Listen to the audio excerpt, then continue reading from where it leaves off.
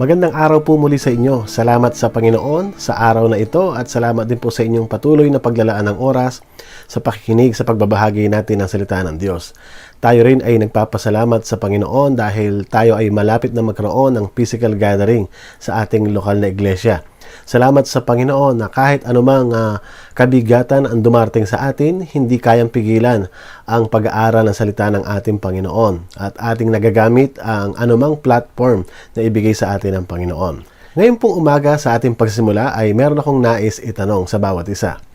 Ano ang madalas magbigay sa iyo ng disappointment, ng frustrations or ng worry? Tayo ay nasa magulong panahon. Patapos na ang taon pero parang hindi pa natatapos ang mga problemang dumarating sa buhay natin. Napapagod ka na ba kapag nakikita mo yung paligid o kapag nanonood ka ng mga balita, kapag nakikita mo yung mga paghihirap sa ating kapaligiran? O kaya naman ikaw ay maaaring nasa isang sitwasyon na mahirap at nag-iisip ka ng gagawin, nag-iisip ka ng solusyon. At kapag yung gusto mo ay hindi nangyayari, nakakadagdag lalo ito sa ating alalahanin. Ikaw ay napufrustrate. May gusto kang mangyari pero hindi nangyayari. Nakakapagod. At nakakapagod minsang umasa. Kaya kapag tumingin tayo sa ating kapaligiran, maaari pa ito lalong magdulot ng kabalisahan. Lalo kapag sinubukan nating magkumpara ng ating kalagayan sa ating kapwa. Minsan naisip natin, bakit naman sila parang hindi nahihirapan? Bakit sila parang mas lalong sumasagana? Mas lalong sumasaya? Anong meron sila na maaring wala ako? Nagsisimula tuloy tayong mag-isip at magduda. Mali ba ang aking ginagawa? At mas tama sila? Bakit kaya puro kabalisahan sa halip na kagalakan ang aking nararanasan? Bakit parang ang mabuti ay siyang lalong nagdurusa at ang mga masasama ay siyang sumasagana? Paano tayo magkakaroon ng galak sa gitna ng kaguluhan? Ganito ang emosyon na mababasa natin sa teksto na ating pag-aaralan na matatagpuan sa Aklat ng Awit, chapter 37. Basahin po natin. Verse 1, Huwag kang mabalisa dahil sa masasama. Huwag kang managhili sa mga masasama ang gawa, sapagkat gaya ng damo sila'y dagling maglalaho, at gaya ng luntiang halaman sila'y matutuyo. Magtiwala ka sa Panginoon at gumawa ka ng kabutihan upang ikaw ay makapanirahan sa lupain at magtatamasa ng katiwasayan. Sa Panginoon ikaw ay magpakaligaya at ang mga nasa ng iyong puso sa iyo'y ibibigay niya.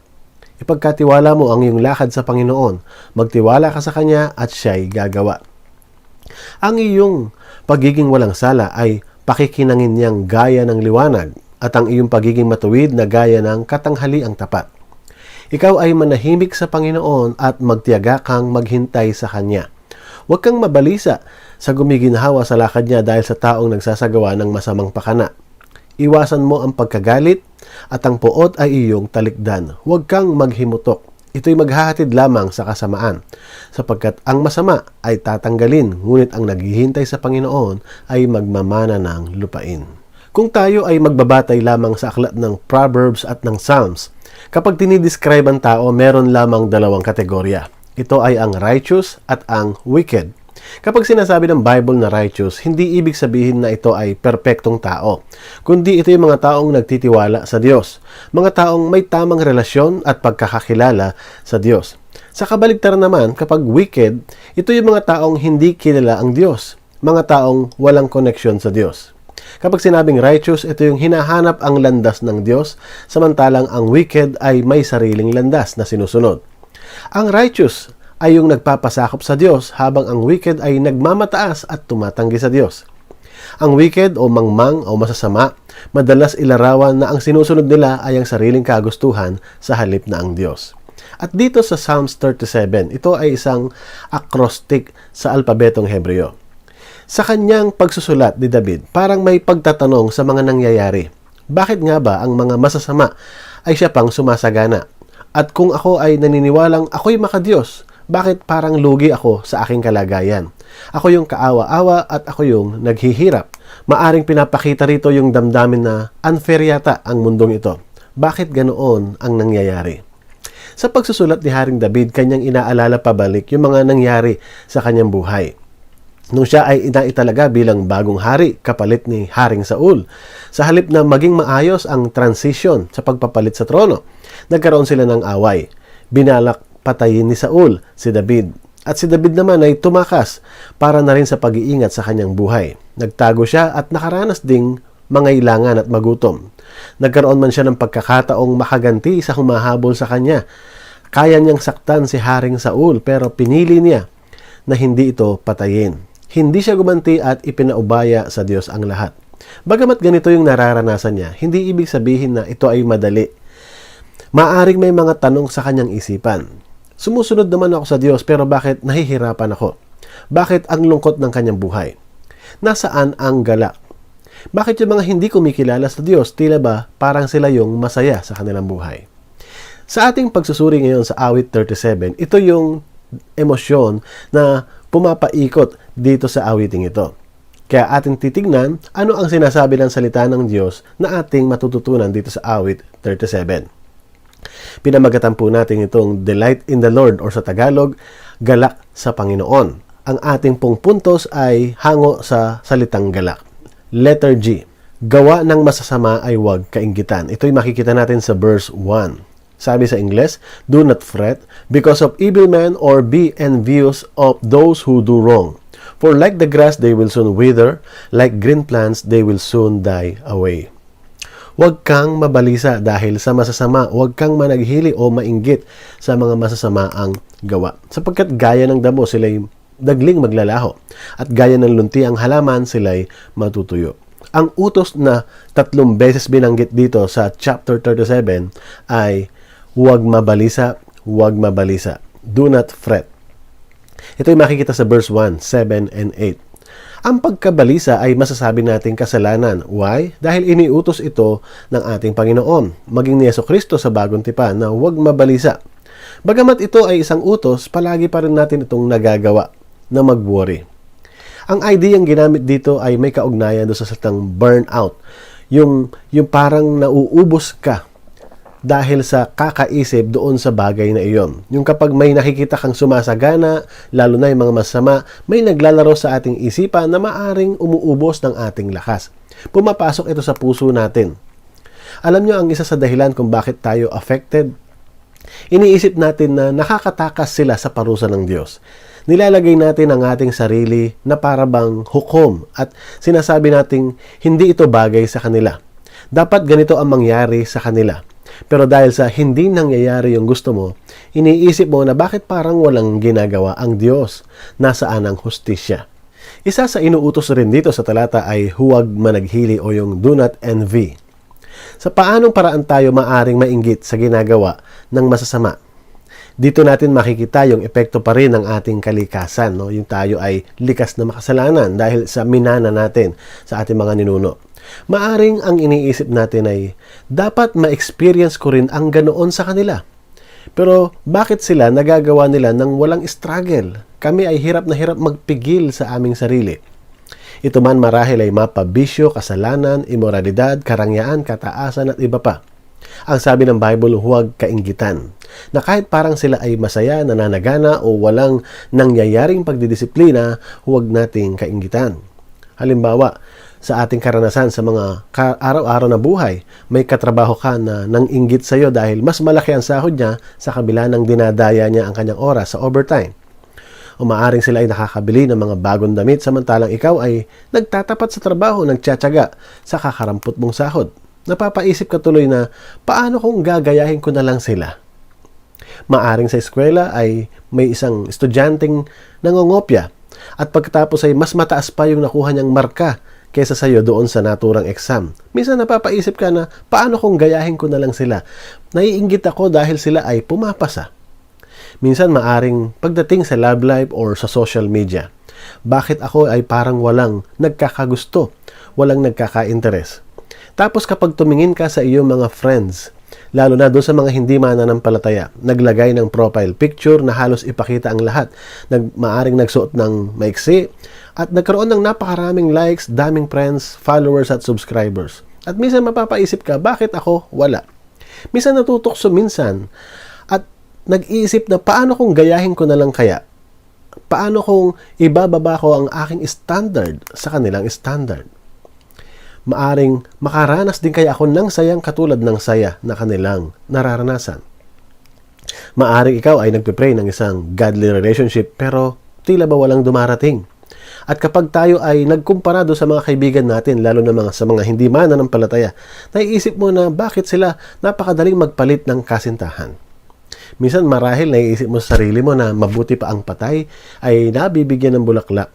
Ako naman ay maaaring magtirik na lang ng kandila o katol, kakahintay kung meron nga bang darating.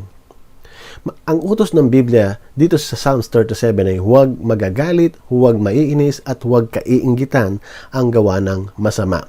Bakit?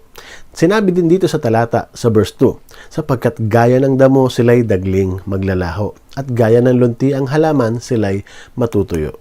Alam natin na lahat ng bagay ay may katapusan. Lahat ng material na bagay, maging mga bagay dito na nasa lupa na nararanasan natin, lahat may hangganan. Kung ang ating puso ay nakatuon lamang sa mga bagay na ito at iniisip natin dito lamang tayo sasaya, kawawa tayo.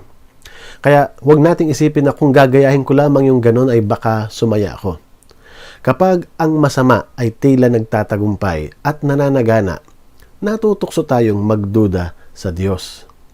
Kaya dapat nating alalahanin ang utos dito sa mga talatang ito. G. Gawa ng makasalanan ay huwag kainggitan. A. Asamin na gawin palagi ang matuwid. Makikita ito sa verse 3 and verse 5. Sabi sa verse 3, trust in the Lord and do good. Dwell in the land and enjoy safe pasture. Magtiwala ka sa Panginoon at gumawa ka ng kabutihan upang ikaw ay makapanirahan sa lupain at magtatamasa ng katiwasayan. Ito yung damdamin na ginagamot dito. Yung feeling na parang walang saysay ang maging mabuti. Nakakapagod ang gawin ng matuwid. Feeling mo para kang nagpapakabayani, nagpapakamartir para sa wala. Kapag nakikita mong parang nananalo ang masama, ang sabi doon, huwag maiinggit. Bagkus, ang solusyon ay magtiwala. Kasunod nito kasi ay huwag magduda. Hindi kalugihan ang gawin ang tama, kahit parang lugi ka. Gawin ang nararapat, hindi dahil may kabayaran, hindi dahil may gantimpala o may balik ito.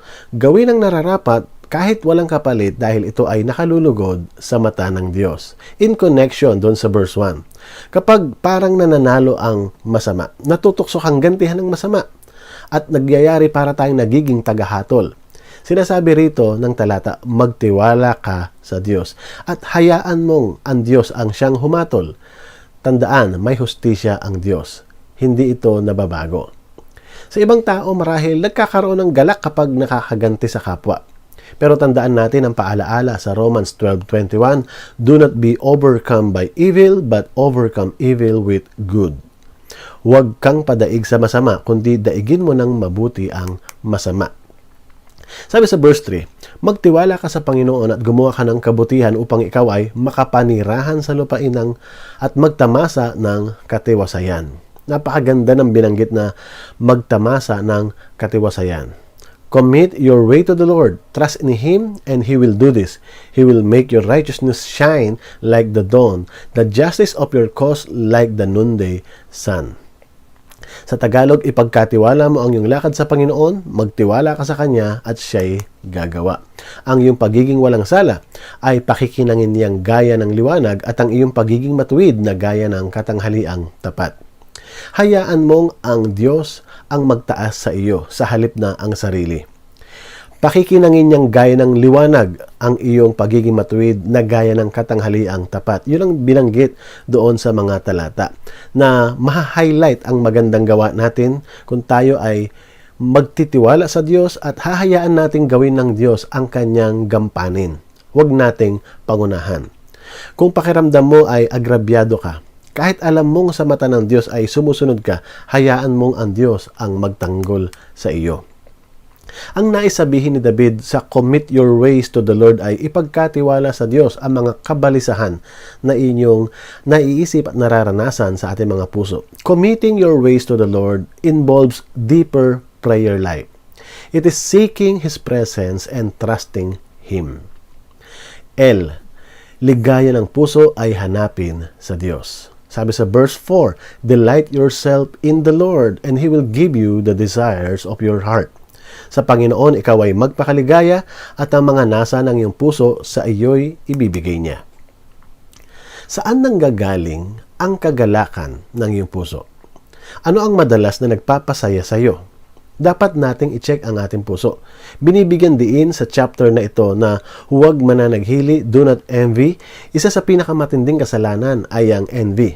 Dahil kapag tinignan natin ang envy, may elemento ito ng desire o yung pagnanais na nakikita sa ibang tao. Ang tanong, masama bang magnais? Actually, hindi naman agad-agad. It is not wrong to desire, especially kapag ang desire mo ay something that will make you godly. Halimbawa, may nakita kang isang godly man na nakikita mong pinagpapala spiritually ang kanyang buhay at nagnanais ka na sana maranasan ko rin ang ganung bagay. Maranasan kong magamit sa Panginoon, maglingkod sa ibang paraan, at ito ay isang magandang hangarin.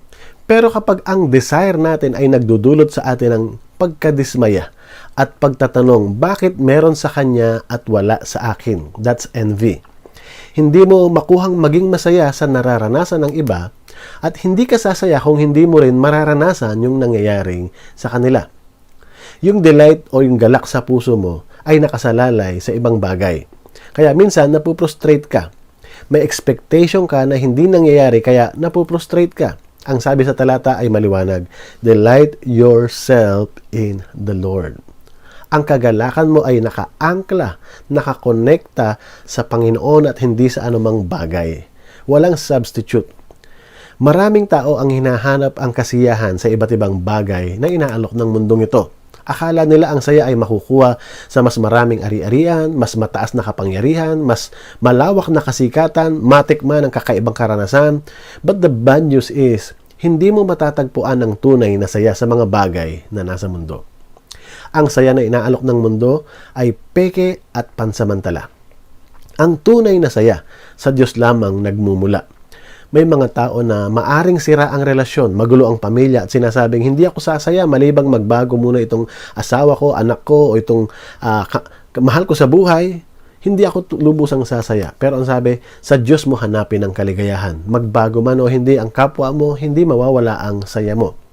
Kung hindi ang Diyos ang nagdudulot sa iyo ng saya, maaring nakukuha mong sumaya sa ibang bagay. Kaya utos ito, delight yourself in the Lord. Sa pagkakataong maaring nadidrain ka, nawawala ang kagalakan mo sa puso, dala ng mga kabigatan sa buhay, tumingin lagi kay Jesus. Naalala niyo si Pablo nung sila ay nakakulong ni Silas doon sa Efeso. Kahit gabi na, noong sitwasyon na iyon, mahirap ang kanilang dinaraanan. Sila ay nagpuri sa Panginoon sa gitna ng kanilang problema. At nakita natin na kayang maghimala ng Diyos. Nakita natin na nagbukas ng pinto ang Diyos para sa kanila. Marahil ang isang dahilan kung bakit hindi natin nakukuhang sumaya sa Diyos ay hindi natin lubos na kilala ang ating Diyos. Kaya kung hahanapin natin siya at magpapakaligaya tayo sa Kanya, lalo pang ipapakilala ng Diyos ang Kanyang sarili sa atin. Tandaan, lalong binabago ng Diyos ang naisin ng puso ng isang taong nagpapakaligaya sa Diyos. Kaya sa halip na worry at envy, ang dapat gawin ay trust, do good, and delight in Him. Letter A, asahan ang pagtugon ng Diyos. Makikita sa verse 7, be still before the Lord and wait patiently for Him. Ikaw ay manahimik sa Panginoon at magtiyaga kang maghintay sa Kanya. Huwag kang mabalisa sa gumiginhawa sa lakad niya dahil sa taong nagsasagawa ng masamang pakana. Bakit nga ba? Isa sa pinakamahirap gawin o sundin na utos ay yung wait upon the Lord. Sa panahon ng kabalisahan, isa sa mahirap gawin yung tumahimik at magtiwala sa Diyos. Marahil bahagi ng ating kalikasang makasalanan, prone tayo na ilagay sa kamay natin ang solusyon. Prone tayo na pangunahan ng Diyos. Madali tayong mainip. Sanay kasi tayo na tayo ang nagsasalita. Sanay tayo na tayo yung madalas gumawa ng solusyon. Marahil iniisip natin, kailangan ng Diyos ng aking tulong. Tutulungan ko si Lord para mas lalong mapabilis ang solusyon dito sa aking problema. Pero ang sabi sa talata, wait upon the Lord. Sa NASB ang sabi, rest in the Lord. Kapahingahan. Kapahingahan ang dulot ng pagtitiwala sa Diyos. Kaya marahil tayo ay napapagod. Dahil ang gusto natin, unahan ang Diyos. Ang sabi dito ay magtiwala at hayaan natin gawin ng Diyos ang kanyang gagawin. At ang kanyang gagawin ay nakatitiyak tayong mabuti para sa atin. Panghawakan natin ang ganong pangako. Ika nga, when you cannot see His hands, trust His heart. Sabi ng Mateo 11:28, "Come to me, all you who are weary and burdened, and I will give you rest." Kaya sa halip na mangamba at matakot at iniisip na kinalimutan tayo ng Diyos, ang dapat ay maghintay, magtiwala, at magalak dahil sa kanyang mga pangako. Ipanatag ang kalooban at damdamin dahil sa kapahingahang dulot ng ating Panginoon. Kaya kapag sinabing rest in the Lord, it also talks about silence. Tahimik muna. Itigil muna kahit may gusto kang sabihin. Itigil muna kung may apela o reklamo sa iyong sitwasyon. Ang dapat gawin ay tahimik na magpasakop sa kalooban ng Diyos. Naalala niyo si Kristo nung siya ipako sa krus, inilarawan siyang parang isang maamong tupa na kahit siya ipinapako ay lubos pa ring nagtiwala sa Ama, nagpasakop hanggang kamatayan. Tandaan natin na sinabi sa Santiago 1:19-21, "Tandaan nyo ito, mga kapatid kong minamahal, matuto kayong makinig, dahan-dahan sa pagsasalita. At huwag agad magagalit, sapagkat ang galit ay hindi nakatutulong sa tao upang maging matuwid sa paningin ng Diyos." Katulad din ng ating huling puntos, letter K, kaguluhan ang dulot ng pagkapuot. Yun ang makikita natin sa verse 8 na paalaala. Sabi doon, refrain from anger and turn from wrath. Do not fret, it leads only to evil. For evil men will be cut off, but those who hope in the Lord will inherit the land. Iwasan mo ang pagkagalit, at ang puot ay iyong talikdan. Huwag kang maghimutok. Ito'y maghahatid lamang sa kasamaan, sapagkat ang masasama ay tatanggalin, ngunit ang naghihintay sa Panginoon ay magmamana ng lupain. Isang matalinong payo mula kay Haring David, wala daw maabuting maidudulot ang galit sa puso. Bagkus, puro gulo ang magiging resulta nito. Ang galit na tinutukoy rito ay maaaring may kaugnayan sa mga binabanggit natin kanina katulad ng envy. Nagagalit tayo dahil sa isang sitwasyon o nafu-frustrate tayo na maaaring nagdadala ng mas malaking problema kung papatulan pa natin ito. Maganda ang sinabi ng Biblia sa Efeso 4:26, "Kung magagalit man kayo, iwasan niyong kayo'y magkasala. Agad din niyong pawiin sa kalooban ang galit." Kaya sa ating pong pagdinilay, maaring hindi ko alam kung ano ang iyong pinagdaraanan sa oras na ito. Hindi ko man lubos unawa kung gaano kabigat ang sitwasyon mo, pero ito yung ating sasabihin, nalalaman iyan ng ating Diyos. Kung nakakapag-isip tayong magkumpara sa ibang tao, lalo't sa mga hindi mananampalataya, o maaring pumapasok sa puso natin ang pagdududa, nagtatanong kung may saysay pa bang sumunod kahit mahirap. Maaring ang pagdududa ay magdudulot sa atin ng pagkabahala, pagrereklamo sa ating sitwasyon, at maaring magdulot pa ng pagkakasala. Ang bilin nitong awit 37, huwag papasukin ang galit at inggit sa ating puso. Maghintay, magtiwala, patuloy na gawin ang tama at nakalulugod sa mata ng Diyos. Huwag hayaang mangibabaw ang kabalisahan. Huwag hayaang mawala ang galak sa ating puso. Ang Diyos ang pagkunan natin ng lakas at galak. Kaya balikan natin ang salitang galak. G. Gawa ng mga masasama ay huwag kainggitan. A. Asamin na gawin palagi ang matuwid. L.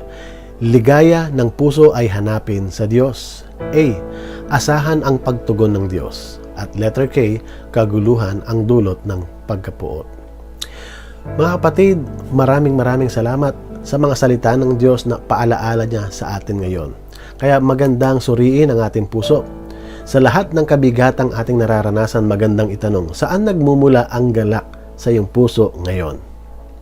Ang paalaala ng salita ng Diyos, Psalms 37:4, delight yourself into the Lord, and He will give you the desires of your heart. Magandang umaga po at pagpalain tayong lahat. Tayo po'y manalangin. Dakila naming Diyos, salamat po sa araw na ito na inyong binigay sa amin. Naniniwala po kami na ang tunay na galak ay hindi mahahanap sa mundong ito, bagkus sa inyo lamang makukuha, matatagpuan ang tunay na galak, ang tunay na kapayapaan sa loob ng aming kalooban, Panginoon.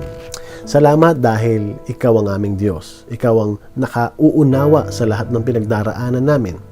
May mga pagkakataon na maaring natutokso kaming magduda, mag-isip dahil sa limitadong kaisipan namin. Tulungan mo kami magtiwala sa iyo. Ikaw ang aming Diyos na matalino. Ikaw ang aming Diyos na mabuti. Ikaw ang aming Diyos na may planong mabuti at maganda para sa amin. At gagawin mo ang lahat, Panginoon, tungo sa ikababanal at ikatatatag namin, Panginoon. Kaya ang aming pong panalangin, matuto kaming maghintay, magtiwala. At habang kami naghihintay, gawin ang tama na nakalulugod sa iyo. Panginoon, sa mga nanonood at nakikinig ngayon, ang kagalakan nawa sa puso ng bawat isa ay nagmumula doon sa relasyon o doon sa ugnayang malapit sa inyo. Kung kami man, Panginoon, ay maaring naghahanap ng kagalakan, tulungan mo kaming masatisfy sa pamamagitan ng aming ugnayan sa Panginoon sa Kristo. Nawa ang aming mga hangarin ng puso ay inyo pong i-direct, Panginoon, i-guide ninyo, at ang aming maging kasapatan sa buhay ay walang iba kundi kayo. Pinupuri namin kayo, Panginoon, sa umagang ito at binabalik ang papuri sa pangalan ni Jesus. Amen. Mapagpalang araw po sa inyo lahat. God bless you all.